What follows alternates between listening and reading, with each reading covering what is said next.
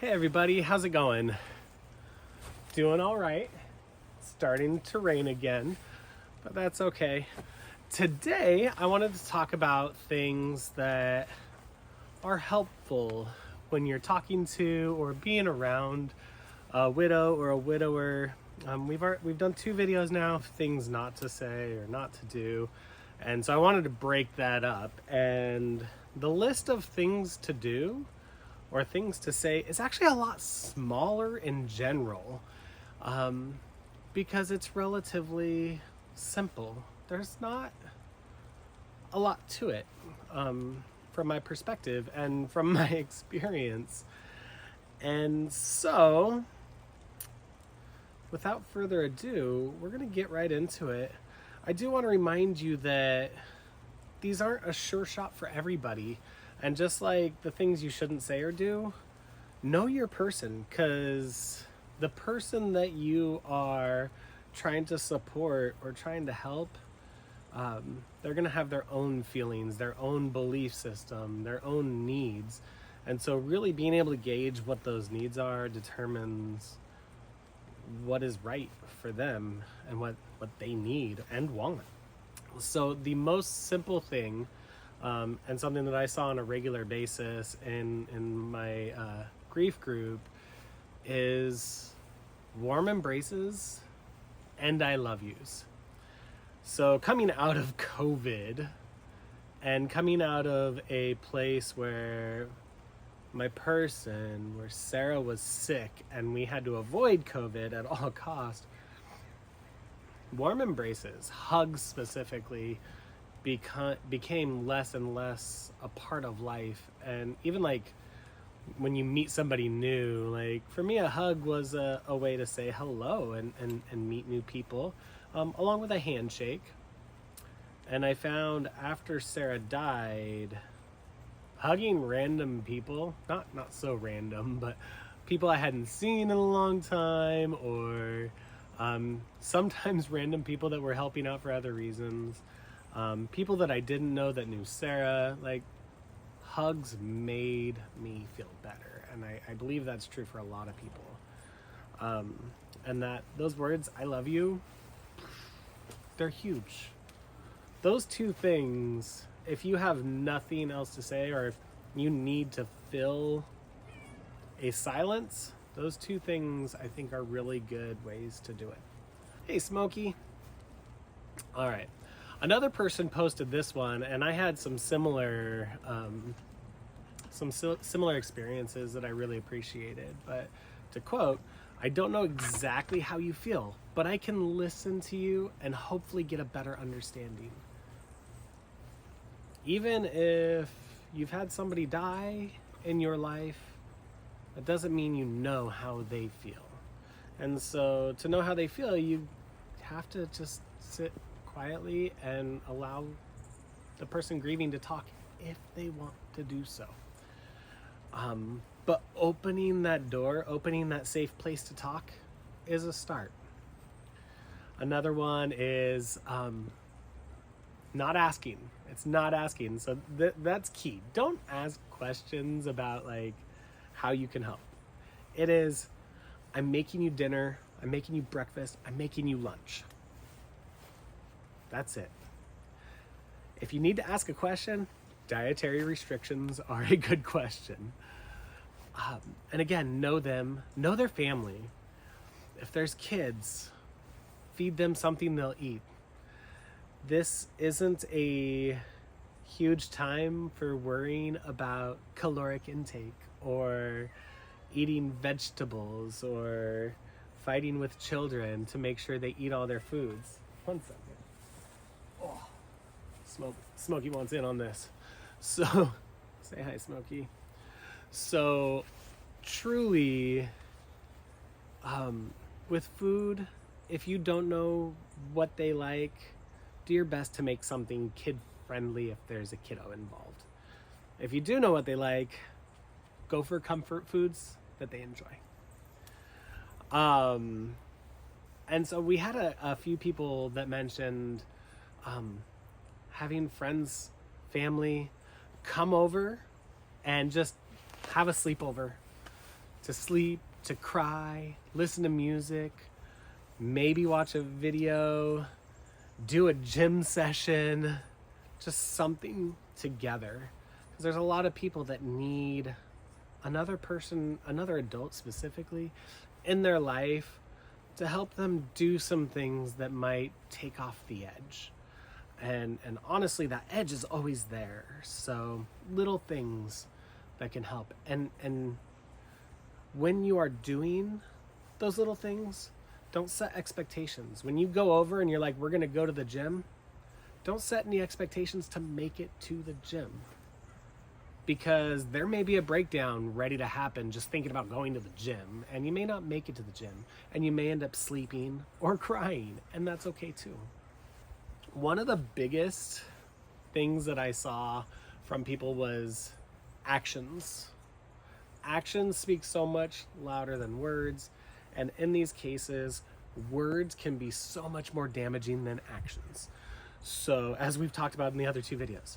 So your actions are more important. And you don't have to say words to do things. I had people helping clean my kitchen.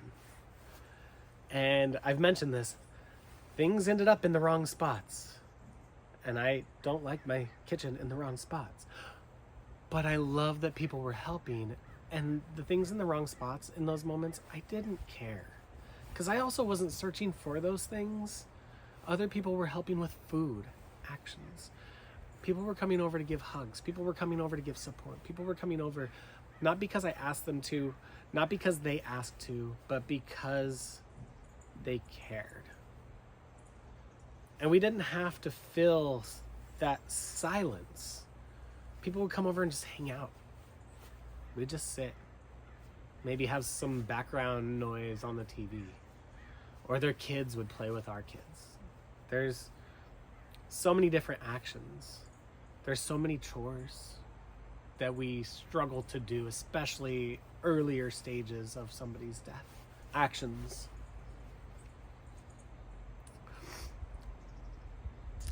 This one's a good one, and it's appreciated because when somebody is dying, or if there is a sudden death, your home is invaded oftentimes.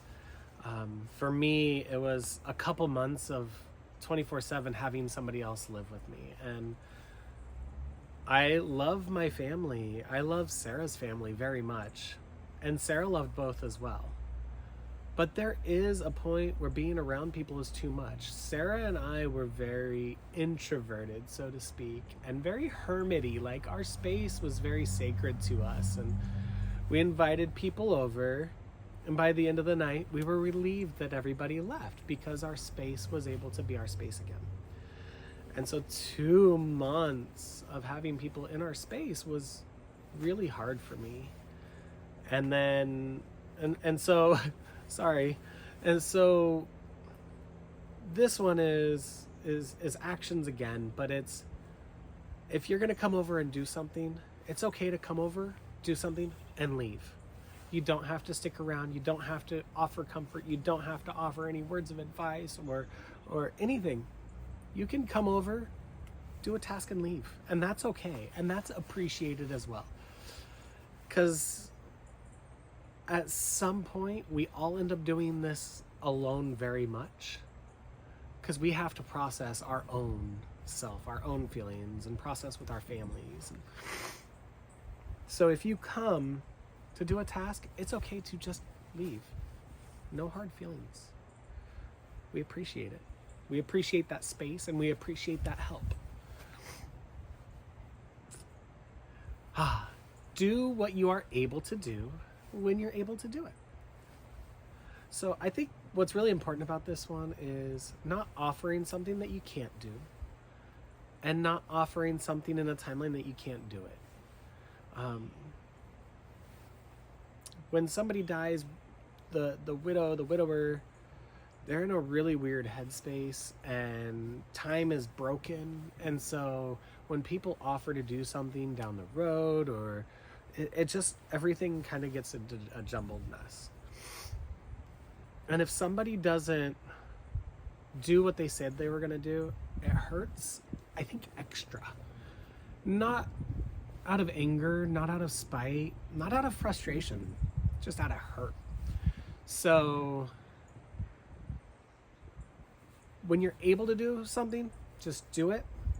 Again, you don't always have to ask, and make sure that you're not putting necessarily times on things, because we're broken. And the most important one, and I've already kind of mentioned it, so this is the final one that I'm going to talk about, is don't speak. Say nothing. It's okay. We don't have to fill that silence. We don't have to fill that void with any kind of sound. Sometimes filling it with tears is better than talking. Sometimes having it silent is better than anything. Because we've got a lot going on, and sometimes nothing going on, and it's all happening at the same time, and it hurts. And so, again, this is another one where it's important to know your person, because sometimes just having a conversation is helpful. I know for me, if I wanted to have a conversation, I would engage in a conversation. If I didn't want to have a conversation, I was usually just kind of I'm usually off somewhere else in my mind. So, yeah, there are a number of things we can do to be supportive. This list is small because within this, the actions, the different things that we can do to help somebody, food, chores, babysitting, massage if somebody wants that. Like, there's all these different types of comfort that can come. So the list is really, really, really big, but can be consolidated into these main points. I hope this was helpful for you. I know that pretty much all these things on here were helpful to me and still are. And so I appreciate all the people that took the time to do these things. I really do. And I try with my broken memory to remember all the people that supported us. And there's a lot of people. There's a whole lot of people that helped us in different ways. So with that said, have a wonderful day, morning, night, wherever you are. Remember, be kind, make good choices, and there will be more. Smokey just tried to jump on this little fence and went upside down and then got himself back up. Sorry. There will be more videos of things not to say. I've got a much bigger list of that. So yeah, sorry for all the ums.